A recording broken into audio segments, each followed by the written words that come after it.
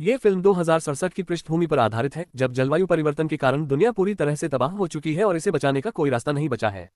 पेड़ पौधे पूरी तरह से नष्ट हो चुके हैं और ऑक्सीजन की कमी के कारण लोगों को जीवित रहने के लिए कृत्रिम ऑक्सीजन खरीदनी पड़ती है।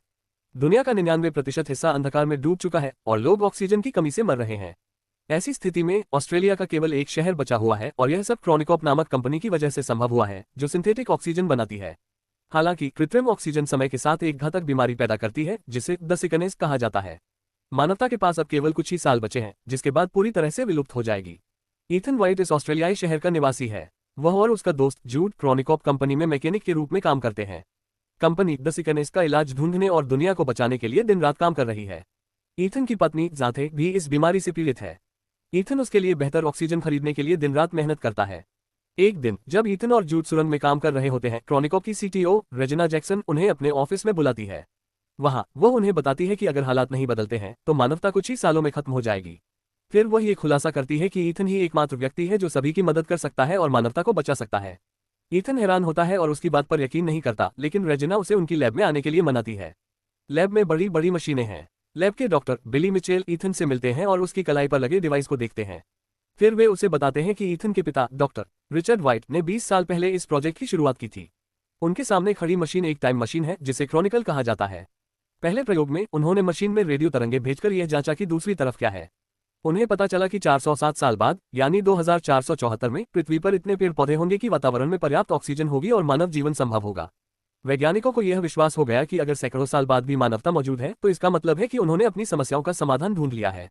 हालांकि एक अजीब घटना ने वैज्ञानिकों को चौंका दिया। जो तरंगे उन्होंने भेजी थीं, वे बदली हुई स्थिति में वापस आईं। जब उन्होंने इसे डिकोड किया तो पता चला कि भविष्य से किसी ने उन्हें ये संदेश भेजा था, ईथन वाइट को भेजो। अब रेजिना और पूरी टीम चाहती है कि ईथन भविष्य में जाए और इलाज लेकर वापस आए। ईथन को यह सब सुनकर बहुत आश्चर्य होता है। वह उनकी बात पर यकीन नहीं करता और सोचता है कि रेजिना झूठ बोल रही है। साथ ही वह अपनी बीमार पत्नी को छोड़कर भविष्य में नहीं जाना चाहता, इसलिए वह मदद करने से इनकार कर देता है। बाद में ईथन और जूड एक दिन में होते हैं जहां वे ऑक्सीजन खरीदते हैं। जूड ईथन को समझाने की कोशिश करता है कि वह इस योजना के साथ आगे बढ़े और मानवता को बचाए। हालांकि ईथन उस पर हंसता है और कहता है कि वह अपने पिता की तरह नहीं बनना चाहता।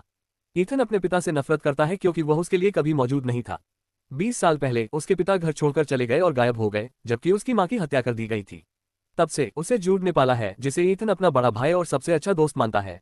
वह अपने पिता को दोष देता है कि उन्होंने प्रोजेक्ट को पूरा करने के लिए अपनी मां को छोड़ दिया और वह उनके रास्ते पर चलकर अपनी बीमार पत्नी को नहीं छोड़ना चाहता।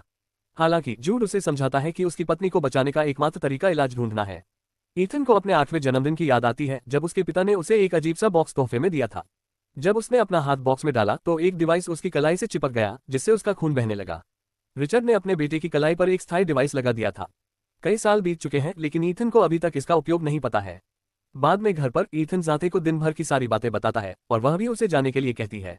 अगली सुबह ईथन एक धातु के फूल पर लिखता है, मैं तुम्हारे पास वापस आऊंगा, और इसे जाते के पास छोड़ देता है। फिर वह रेजिना के ऑफिस में जाता है और उसे बताता है कि अगर उसे केवल एक इलाज मिलता है तो उन्हें इसे पहले जाते को देना होगा। रेजिना मान जाती है और उसे फिर से लैब में ले जाती है। डॉक्टर मिचेल उसे वह सूट दिखाते हैं जो उसे मशीन में जाने से पहले पहनना होगा। जब वे उसे मिशन के बारे में समझाने लगते हैं तो ईथन को एहसास होता है कि उनके पास कोई योजना नहीं है। उन्हें नहीं पता कि वह दूसरी तरफ क्या देखेगा या किससे मिलेगा। हालांकि जब वे उसे सूट में डालते हैं तो उसे एक आई डिवाइस दिया जाता है, जिसे आर्ची कहा जाता है। आर्ची लैब को ईथन के स्वास्थ्य की जानकारी देगा और उसे रास्ता दिखाएगा।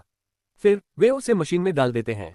अंदर ईथन समय में तेजी से आगे बढ़ता है। वह आसमान से गिरता है और एक अज्ञात जंगल में उतरता है। हवा के घर्षण से उसका सूट आग पकड़ लेता है, इसलिए वह जल्दी से उसे उतार देता है। फिर वह चारों ओर देखता है और प्रकृति की सुंदरता से चकित हो जाता है। उसे पता चलता है कि दुनिया पूरी तरह से बदल चुकी है। पेड़ पौधे और प्राकृतिक ऑक्सीजन वापस आ गए हैं। वह आर्ची द्वारा बताए गए रास्ते पर चलता है और एक बंकर का दरवाजा देखता है, लेकिन उसकी नजर एक कंकाल पर पड़ती है जो दरवाजे के सामने पड़ा है। उसकी खोपड़ी में गोली का निशान है। इसके अलावा वह उस पर लगे नाम टैग को देखता है और डर जाता है क्योंकि उस पर उसका ही नाम लिखा है। ये कंकाल ईथन का ही है। ईथन को कंकाल का आर्ची भी मिलता है और वह उस पर आखिरी रिकॉर्डिंग सुनता है। उसे एक आदमी की आवाज सुनाई देती है जो कहता है कि यही एकमात्र रास्ता है, और फिर ईथन को गोली मार दी जाती है। तभी डिवाइस की बैटरी खत्म हो जाती है। वह डर जाता है, ये सोचकर कि यही उसका भाग्य है। फिर उसे कंकाल के कलाई वाले डिवाइस पर नजर पड़ती है। ये ईथन के डिवाइस जैसा ही है, लेकिन कंकाल के डिवाइस में हरी लाइट जल रही है, जबकि ईथन के डिवाइस में हमेशा लाल लाइट ही जलती रही है। उस रात वह आग जलाता है और जंगली बेरीज खाता है। पता चलता है कि बेरीज जहरीली थी। ईथन को उल्टी होने लगती है और वह बेहोश हो जाता है। कुछ देर बाद ईथन की आंख खुलती है और वह हैरान हो जाता है क्योंकि उसके सामने जूड खड़ा है। दरअसल लैब ने ईथन के स्वास्थ्य में गिरावट देखी और समझा कि उसे जहर का असर हो रहा है। इसलिए उन्होंने जल्दी से जूड को भविष्य में भेज दिया ताकि वह ईथन को बचा सके।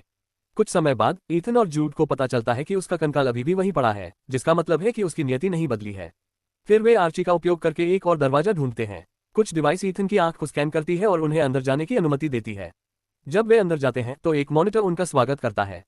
यह उनसे डीएनए सैंपल मांगता है। जब ईथन इसे स्वीकार करता है तो उसकी कलाई का डिवाइस काम करने लगता है और उसका खून बहने लगता है। ब्लड टेस्ट के बाद डिवाइस हरा हो जाता है। कमरे की लाइट्स जलने लगती हैं और उन्हें एहसास होता है कि वे 407 साल बाद के क्रॉनिको की लैब में हैं। टाइम मशीन भी उनके सामने है। जूड खुश हो जाता है क्योंकि अब उनके पास वापस जाने का साधन है, लेकिन ईथन को लगता है कि उन्होंने कुछ नहीं बदला है और वह मर जाएगा जैसे कि मरा हुआ Ethan. Ethan system log check करता है और उसे अपने पिता की एक होलोग्राफिक रिकॉर्डिंग मिलती है जिसमें वह समझाते हैं कि टाइम मशीन को भविष्य में ग्रह के ऑक्सीजन डेटा को इकट्ठा करने और इसे अतीत में भेजने के लिए डिजाइन किया गया था। हालांकि जब उनके पिता ने पहली बार टाइम मशीन शुरू की तो उन्हें एक संदेश मिला जिसमें कहा गया था कि वे अपने बेटे को भविष्य में भेजें। अपनी आशंकाओं के बावजूद उन्होंने ऐसा करने का फैसला किया और यह डीएनए वेरिफिकेशन सिस्टम बनाया ताकि केवल ईथन ही इसका उपयोग कर सके। जल्द ही ईथन और जूड को एहसास होता है कि टाइम मशीन उन्हें वापस नहीं ले जा सकती क्योंकि 407 सालों के बाद इसकी बैटरी लगभग खत्म हो चुकी है। इससे भी बदतर, लैब के एक्टिवेट होने से इसके न्यूक्लियर पावर कोर में खराबी आ जाती है जो केवल 4 घंटे में एक न्यूक्लियर विस्फोट कर सकता है। इसका मतलब है कि उन्हें टाइम मशीन को ठीक करने और विस्फोट से पहले वापस जाने का रास्ता ढूंढना होगा। समय कम होता जा रहा है और उन्हें तेजी से काम करना होगा। बाहर निकलकर वे एक बर्बाद शहर देखते हैं जो हरे भरे पेड़ पौधों से ढका हुआ है, लेकिन इंसानों से खाली है। यह दिखाता है कि इंसानों के विलुप्त होने के बाद पृथ्वी खुद को ठीक कर रही है। हर तरफ इंसानों के कंकाल बिखरे हुए हैं। ईथन अपनी पत्नी के घर जाता है लेकिन वहां उसे केवल उसकी हड्डियां मिलती हैं, जिससे वह निराशा में डूब जाता है। जूड उसे अतीत में वापस जाने के लिए मनाने की कोशिश करता है क्योंकि भविष्य में भी द सिकनेस का इलाज नहीं मिलता है। हालांकि जूड की बातें ईथन को संदेह में डाल देती हैं। वह जंग में लगे आर्ची को चालू करता है और रिकॉर्डिंग फिर से सुनता है। इस बार वह जूड की आवाज पहचान लेता है और यह साफ हो जाता है कि जूड ही वह व्यक्ति है जिसने उसे गोली मारी थी। जूड ईथन पर गन तान देता है और दृढ़ता से इनकार करता है कि वह ईथन को मारेगा। ईथन पहले मिशन को पूरा करने का फैसला करता है, इसलिए मिलकर वे पावर कोर को ठीक करने में सफल हो जाते हैं और फिर लैब में वापस आ जाते हैं। अब क्रॉनिकल सिस्टम काम कर रहा है और उन्हें अतीत में वापस जाने में सक्षम होना चाहिए। उन्हें केवल 37 मिनट इंतजार करना होगा जब तक पोर्टल लॉन्च नहीं हो जाता। एक बार काउंटडाउन 0 पर पहुंच जाएगा तो पोर्टल 2067 से जुड़ जाएगा और लगभग 30 सेकंड के लिए खुला रहेगा। हालांकि ईथन को अभी भी उसी स्थान पर अपने शरीर के अवशेष मिलते हैं, जिसका मतलब है कि उन्होंने भविष्य में कोई बदलाव नहीं किया है। सच्चाई का पता लगाने के लिए ईथन अपने वर्तमान आर्ची की बैटरी निकालता है और इसे जंग लगे आर्ची में लगा देता है। इस तरह उसे एक और वीडियो तक पहुंच मिलती है जिसमें ईथन को आश्वासन दिया जाता है कि उसके भविष्य के स्वयं को जूड द्वारा मार दिया जाएगा। जूड कबूल करता है कि भविष्य को बदलने की कोई उम्मीद नहीं है और वही ईथन की रक्षा करने की कोशिश कर रहा है। इसे मानने में मुश्किल होने के बावजूद ईथन अपने भाई को एक कमरे में बंद कर देता है और फिर अपने पिता की होलोग्राफिक रिकॉर्डिंग को चालू करता है। वह जल्द ही क्रॉनिकॉप की सीटीओ रेजिना जैक्सन और उसके पिता के बीच हुई एक बातचीत को खोज लेता है। इसमें पता चलता है कि ईथन के पिता टाइम मशीन का उपयोग इलाज ढूंढकर पूरी मानवता को बचाना चाहते थे, लेकिन सीटीओ का इरादा केवल कुछ चुनिंदा लोगों के साथ मरते हुए समय से भागने का था। हालांकि उनकी जो भी योजना हो, किसी को भविष्य में जाकर टाइम मशीन को चालू करना होगा, क्योंकि समय के माध्यम से जीवित पदार्थ को सुरक्षित रूप से भेजने के लिए दोनों तरफ से एक ऑपरेशनल लिंक की आवश्यकता होती है। सीटीओ की योजना को रोकने के लिए ईथन के पिता ने टाइम मशीन को लॉक कर दिया और ईथन के डीएनए को वेरिफिकेशन की कुंजी बना दिया। गुस्से में आकर सीटीओ ने ईथन के पिता को मार डाला और फिर जूड को आदेश दिया कि वही ईथन की मां को मारे और उसका संरक्षक बन जाए, ताकि एक दिन वे ईथन के कलाई वाले डिवाइस का उपयोग करके भविष्य तक पहुंच सके। ईथन को यह सब जानकर बहुत आश्चर्य होता है। वह आदमी जिसे वह अपना भाई मानता था, वही उसकी मां का हत्यारा निकला और अब उसे भी मारने वाला था। उसे यह भी एहसास होता है कि उसने अपने पिता को गलत समझा था, जिन्होंने जानबूझकर परिवार को नहीं छोड़ा था। ईथन को पता चलता है कि रेजिना कुछ चुनिंदा लोगों को भविष्य में ले जाना चाहती है, इसलिए वह टाइम मशीन को बंद करने की कोशिश करता है। लेकिन जूड ईथन को रोकने के लिए दौड़ता है और खुलासा करता है कि उसे सीटीओ ने यह सुनिश्चित करने के लिए भेजा था कि ईथन समय में जाकर पावर फेलियर को ठीक करे। एक बार ईथन टाइम मशीन को एक्टिवेट कर दे तो जूड को उसे मारना होगा। हालांकि जूड ने सालों से ईथन के साथ गहरे भावनात्मक रिश्ते बना लिए हैं। अपने भाई जैसे दोस्त को इस हालत में देखकर वह अपराधबोध से भर जाता है। इसलिए ईथन को गोली मारने के बजाय वह खुद को गोली मार लेता है। गुस्से और पछतावे में ईथन अपने पिता की अंतिम इच्छा को पूरा करने का संकल्प लेता है, जो इलाज ढूंढकर मरती हुई मानवता को बचाना है। वह मॉनिटर में देखता है और अपने पिता द्वारा लिखा गया पहला संदेश ढूंढता है।